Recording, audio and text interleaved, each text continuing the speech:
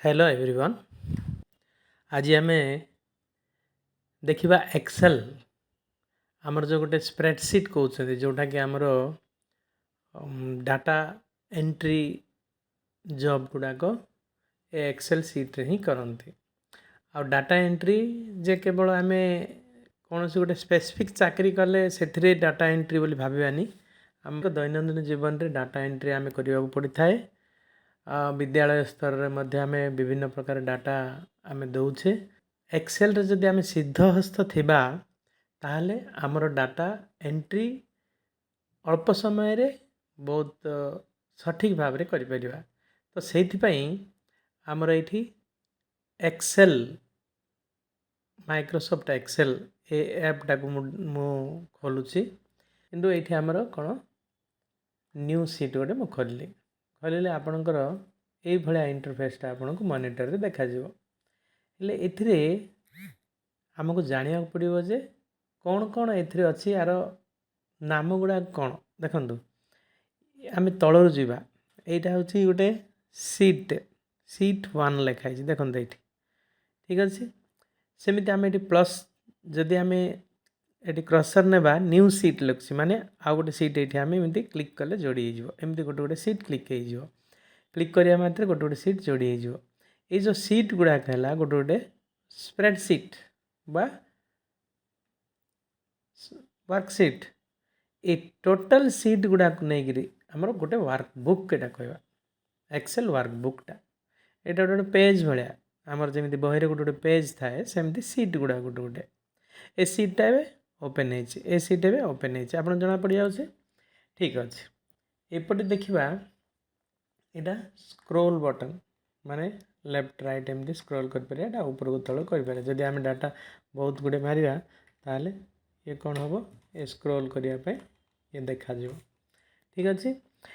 जो देखो मैं सिलेक्ट कली ये गोटे गोटे सेल ये गोटे गोटे सेल वेल कहवा ये सेलटार नामकरण को प्रकार हम देखते यहाँ गोटे गोटे कलम यहाँ गोटे कलम यहाँ गोटे कलम सेमती ए बी सी डी एमती सब कलम गुड़ाक अच्छे।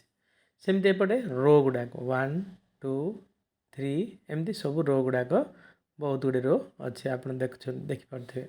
जदि गोटे सेल जदि कहवा ए सेल रे देखते ये आपंकर F6 सेल हेले सेमती यहाँ कौन हम H6 ए सेल कौन हम E4 आपण हठात जानापी यहाँ कौन माने ये आपंकर लिखाई देखूँ यहाँ हूँ नेम बॉक्स माने ए बॉक्सटा नेम बॉक्स ये मुझे क्रसर ना देखो नेम बॉक्स माने आप जो सेल अच्छा से देखो I6 यहाँ हूँ D11 सेमती आप जापारे ठीक अच्छे।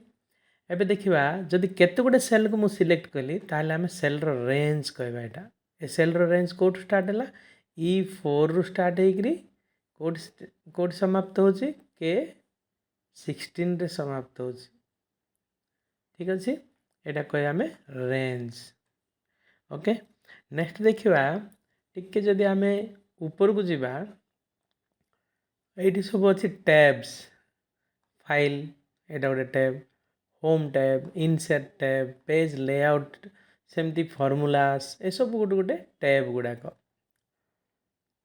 Help view review data formula प्रति टैब अंडर रे केतरा टूल गुड़ाक अच्छे देखो प्रति टूल यहाँ ये टूल सब जाक कौन ग्रुप अच्छे यहाँ केतरा टूल ग्रुप अच्छे यहाँ गोटे ग्रुप अच्छे यहाँ गोटे ग्रुप अच्छे ये सब ग्रुप गुड़ाक जो अच्छी आपको आम कह रिबन आपको कौन कह आम रिबन देखो आप जब होम टैब रे रिबनटा यहाँ जदि आप इनसेट कले रिबन चेंज होगा सेमती आपणकर पेज लेआउट टैब जदि आम खोलिबा तार रिबन चेंज होगा फॉर्मूलास टैब जदि खोलिले तार रिबन चेंज होगा हेले प्रति रिबन रे ग्रुप ऑफ टूल्स थिबे ग्रुप गुड़ाक टूल्स गुड़ा ये जो ग्रुप एटा गोटे ग्रुप एटा गोटे ग्रुप सेमती ग्रुप रो ना लिखाई क्लिपबोर्ड यहाँ फॉन्ट यहाँ फॉन्ट अलाइनमेंट सेमती नंबर ये सेमती स्टाइल्स देखो यहाँ गोटे ग्रुप सेमती सेल्स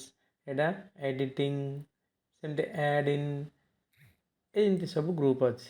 ଏ ଗ୍ରୁପ୍ ପ୍ରତି ଗ୍ରୁପ୍ର ତଳେ ଗୋଟେ ଦେଖନ୍ତୁ ଛୋଟିଆ ଗୋଟେ ସିମ୍ବଲ୍ ଅଛି। ଏଇଟା କ'ଣ? ଏଇଟା ଗୋଟେ ଦେଖାଯାଉଛନ୍ତି ଲଞ୍ଚ ବଟନ୍। ଏଇଟା ଲଞ୍ଚ ବଟନ୍ ମାନେ କ'ଣ? ଲଞ୍ଚ ମାନେ କ'ଣ?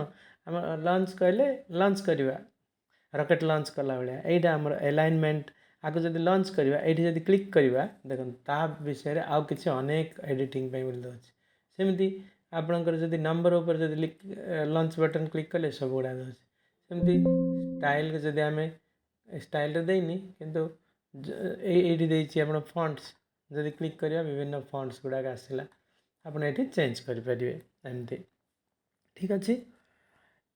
ସବା ଉପରେ ଯାହା ଦେଖୁଛେ ଏଇଟା କ୍ୱିକ୍ ଏସେସ୍ ଟୁଲ୍ ବୋଲି କହିବାକୁ ଆମେ, ମାନେ କ୍ୱିକ୍ ଅଯଥା ଶୀଘ୍ର ଆମେ ଏଠି ସେଭ୍ କରିଦେଇପାରିବା। ଏମିତି କ୍ୱିକ୍ ଏସେସ୍ ଟୁଲ୍ଟା। ଏବେ ଦେଖିବା ସବା ତଳକୁ ଟିକେ ଦେଖିବା ରାଇଟ୍ ହ୍ୟାଣ୍ଡ ସାଇଡ଼୍। ଏ ରାଇଟ୍ ହ୍ୟାଣ୍ଡ ସାଇଡ଼୍ରେ 3ଟା ବଟନ୍ ଅଛି ଦେଖନ୍ତୁ। ଏ ବଟନ୍ ଗୁଡ଼ାକ ଆପଣ ବହୁତ ଇଣ୍ଟରେଷ୍ଟିଂ। କ'ଣ? ଆପଣଙ୍କର ଏଇଟା ହେଉଛି ନର୍ମାଲ୍ ଭ୍ୟୁଟା ଏମିତି ଆସିବ। ଏଇଟା କହିବେ ଆମର ନର୍ମାଲ୍। ଏଇଟା ପେଜ୍ ଲେଆଉଟ୍, ମାନେ A4 ସାଇଜ୍ ପେପର୍ର ଗୋଟେ ଲେଆଉଟ୍ଟା ସେ ଦେଖୁଛି। ଦେଖନ୍ତୁ A4 ସାଇଜ୍ ପେପର୍ ପ୍ରତ୍ୟେକ ଗୋଟେ ପେପର୍ରେ ସେ ଡିଭାଇଡ଼୍ ହେଇଗଲା। ପୁଣି ଏଇଟା କ'ଣ? ଏଇଟା ପେଜ୍, ଏଇଟା ହେଉଛି ପେଜ୍ ବ୍ରେକ୍ ପ୍ରିଭ୍ୟୁଟା। ଏଇଟା କ୍ଲିକ୍ କଲେ ଏମିତି ପେଜ୍ ବ୍ରେକ୍ ପ୍ରିଭ୍ୟୁ, ଯାହା ଆପଣ ଲେଖିଥିବେ ପେଜ୍ ବ୍ରେକ୍ ହେଇକି ସେ ଦେଖେଇବ। ଠିକ୍ ଅଛି। ନେକ୍ସଟ ଆଉ ଗୋଟେ କ'ଣ ଦେଖିବା ଏଠି, ତାର ରାଇଟ୍ ସାଇଡ଼୍ରେ ଦେଖନ୍ତୁ ମାଇନସ୍ ଚିହ୍ନ ଏପଟେ ଅଛି, ଏଠି ପ୍ଲସ୍ ଚିହ୍ନ ଅଛି। ଏଠି ଜୁମ୍, ମାନେ ଜୁମ୍ ଇନ୍ ବୋଲି ଜୁମ୍ କରାହେଉଛି, ଏଇଟା ଜୁମ୍ ଆଉଟ୍ କମା ହେଇଯିବ। ଏମିତି ଆପଣ ଜୁମ୍ ଇନ୍ କରିପାରିବେ, ଜୁମ୍ ଆଉଟ୍ କରିପାରିବେ। ଜୁମ୍ ଇନ୍ ଜୁମ୍ ଆଉଟ୍ କରିବା ମାତ୍ରେ ଆପଣଙ୍କର ଏକ୍ସେଲ୍ ସିଟ୍ର କୌଣସିଟା କିଛି ପରିବର୍ତ୍ତନ ହେବ ନାହିଁ। ଏଇଟା ହେଉଛି ଆପଣ ଏକ୍ସେଲ୍ର zoom in zoom out. Next ଦେଖନ୍ତୁ ଆଉ ଗୋଟେ କଥା ଏଠି ରହିଲା ଲେଫ୍ଟ ସାଇଡ଼୍ରେ। ଏଇଠି ଆପଣଙ୍କର କ'ଣ ମୁଁ କହିଥିଲି, ପୁରା ଲେଫ୍ଟ ସାଇଡ଼୍ରେ ଦେଖନ୍ତୁ ଏ ସିଟ୍ 1ରେ ମୁଁ କ'ଣ କରିବି, ମୁଁ ନାଁଟା ଚେଞ୍ଜ କରିବାକୁ ଚାହୁଁଛି। ରାଇଟ୍ କ୍ଲିକ୍ କଲି ମାଉସ୍ରେ ରାଇଟ୍ କ୍ଲିକ୍ କଲା ପରେ ଏଠି ରିନେମ୍ କରିପାରିବି, ନା ଡିଲିଟ୍ କରିବା ପାଇଁ ଚାହିଁଲେ ଡିଲିଟ୍ କରିପାରିବି। ଯାହା ଏଠି ଯାହା ଦେଇଛି ଆପଣ ଏଠି ବ୍ୟବହାର କରିପାରିବେ। ଦେଖନ୍ତୁ ଡିଲିଟ୍ କଲେ ସେ ଡିଲିଟ୍ ହେଇଗଲା। ମୁଁ ଆକୁ ରିନେମ୍ କରିବି, ରିନେମ୍ କରିକି ଷ୍ଟୁଡେଣ୍ଟ ଲେଖିଦେବି।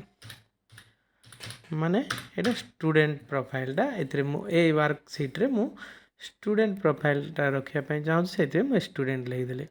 ଏଇଠି ମୁଁ କ'ଣ କରିବା ପାଇଁ ଚାହୁଁଛି, ଏଠି ଟିଚର୍ଙ୍କର ପ୍ରୋଫାଇଲ୍ଟା, ଟିଚର୍ମାନଙ୍କର ଡାଟା ଏଠି ରଖିବାକୁ ଏ ସିଟ୍ରେ ମୁଁ ଚାହୁଁଛି। ଏଇଠି ସ୍କୁଲ୍ ଡିଟେଲ୍ସ, ମନେକର ସ୍କୁଲ୍ ଲେଖିଦେଲି, ତାହେଲେ କ'ଣ ହେବ, ସ୍କୁଲ୍ର ଡିଟେଲ୍ ରହିଲା। ସୋ ଏଇଠି ଏମିତି ଆମେ ଷ୍ଟୁଡେଣ୍ଟ କହିଲେ ଷ୍ଟୁଡେଣ୍ଟ ଡାଟା ରହିଲା, ଟିଚର୍ କହିଲେ ଟିଚର୍ ଡାଟା ରହିଲା, ସ୍କୁଲ୍ କହିଲେ ସ୍କୁଲ୍ ଡାଟା। ଯେଉଁ ଡାଟାକୁ ସେଇ ଡାଟା ଆପଣଙ୍କର ଯେମିତି ରହିବା କଥା ସେମିତି ସେ ରହିଗଲା। ଏମିତି ଆମେ ଏକ୍ସେଲ୍ ସିଟ୍ରେ ଯେଉଁ କାର୍ଯ୍ୟ କରିବା ସେଗୁଡ଼ାକୁ ନାମକରଣ କରିଦେଇକି ଆମେ ବହୁତ ଇଜିଲି ଫାଇଣ୍ଡ ଆଉଟ୍ କରିବା ପାଇଁ ଏଇଟା ଗୋଟେ ସହଜ ଉପାୟ। ଠିକ୍ ଅଛି। ନେକ୍ସଟ ହେଲା ଆଉ ଗୋଟେ ରହିଗଲା ଏଇଠି ଗୋଟେ ବାର୍ଟା ଅଛି ଦେଖନ୍ତୁ, ଏଇଟା ଗୋଟେ ବାର୍। ଏଇଟା କ'ଣ? ଏଇଟା ଫର୍ମୁଲା ବାର୍ କହିବା ଏଟାକୁ। କ'ଣ କହିବା ଆମେ? ଫର୍ମୁଲା ବାର୍। ଏଇ ଲାଇନ୍ଟା ହେଲା ଫର୍ମୁଲା ବାର୍ଟା। ଠିକ୍ ଅଛି। ଏଇଠି ଆପଣଙ୍କର ଫର୍ମୁଲା, ଏବେ ଧରି ନିଅନ୍ତୁ ମୁଁ ଗୋଟେ ଲେଖିବି, ଯାହା ବି ଏଇଠି ଲେଖିବି ସେ ଫର୍ମୁଲା ସେଠି ସେ ଟାଇପ୍ ହେଇଯିବ। ଠିକ୍ ଅଛି। ବର୍ତ୍ତମାନ ଆମେ ଏକ୍ସେଲ୍ର ଆନାଟମି ବା ଏକ୍ସେଲ୍ର ବିଭିନ୍ନ ନାମକରଣ ଗୁଡ଼ାକ ଜାଣିଦେଲେ, ତାର ପାର୍ଟସ୍ ଗୁଡ଼ାକ କ'ଣ କ'ଣ ଅଛି। ଏକ୍ସେଲ୍ର ଏ ଯେଉଁ ଏକ୍ସେଲ୍ ୱାର୍କ ବୁକ୍ ଯେଉଁଟା ଅଛି, ୱାର୍କ ବୁକ୍ର ବିଭିନ୍ନ ପାର୍ଟସ୍କୁ ଆମେ ଚିହ୍ନିଦେଲେ, ନେକ୍ସଟ ଭିଡ଼ିଓରେ ଆମେ ଜାଣିବା ଏକ୍ସେଲ୍ରେ କାମ କେମିତି କରିବା। ଆଉ ଏକ୍ସେଲ୍ରେ ଅନେକ ଗୁଡ଼ିଏ କାର୍ଯ୍ୟ କରାଯାଇପାରିବ। ଆମେ ଏଇଠି କେବଳ ଯେ ପିଲାଙ୍କର ନାଁ ରୋଲ୍ ନମ୍ବର ଲେଖିଦେବା ନାହିଁ, କେତେ ପିଲା ଅଛନ୍ତି ତାହା ନାହିଁ।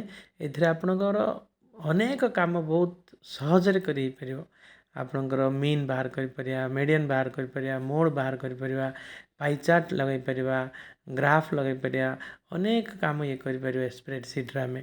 ପୁଣି ଆମର ଧରି ନିଅନ୍ତୁ ପିଲାମାନଙ୍କର ମାର୍କ ଗୁଡ଼ାକ ସବୁ ଆମେ ଏଠି ସମ୍ କରିଦେଲେ ଅଟୋ ସମ୍, ମାନେ ସେମିତି ପରସେଣ୍ଟେଜ୍ ଅଟୋମେଟିକ୍ ବାହାର ପଡ଼ିବ। ଜଣଙ୍କର ବାହାର କରିଦେଲେ ସମସ୍ତଙ୍କର ବହୁତ ଇଜିଲି ବାହାରି ପଡ଼ିବ। ମାନେ ଆପଣଙ୍କର ଯେଉଁ ଦୈନନ୍ଦିନ କାମଟାକୁ ବହୁତ ସହଜ ଆଉ ସୁନ୍ଦର ଭାବରେ କରିପାରିବେ ଯଦି ଏକ୍ସେଲ୍ ଭଲ ଆପଣଙ୍କୁ ବୁଝିଯିବ।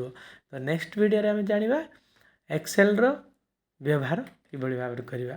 ଯଦି ଗୋଟିଏ ଭିଡ଼ିଓ କରାଯାଏ ଏସବୁ ଏକ୍ସେଲ୍ ଉପରେ ଶିଖିବା ପାଇଁ, ତାହେଲେ ଏ ଭିଡ଼ିଓଟା ନିଶ୍ଚିତ ଭାବରେ କିଛି ନହେଲେ ଗୋଟେ 4-5 ଘଣ୍ଟା ସମୟ ଅତି କମ୍ରେ ନେବ। ସେଥିପାଇଁ ଆଉ ଏତେ ସମୟ ଭିଡ଼ିଓ କରିବା ପାଇଁ ବି ପେସେନ୍ସ ଆମର ନଥିବ ବା ଶୁଣିବା ପାଇଁ ବି ପେସେନ୍ସ ରହିବନି। ଆଉ ଟିକେ ଟିକେ କରି ଆମେ ଶିଖିବା। ନେକ୍ସଟ ଭିଡ଼ିଓରେ ଆମେ ଏକ୍ସେଲର ବେସିକ୍ ଜିନିଷ କିଭଳି ଭାବେ ଆମେ ବ୍ୟବହାର କରିପାରିବା ତାକୁ ଆମେ ଶିଖିନେବା। ବହୁତ ଧନ୍ୟବାଦ।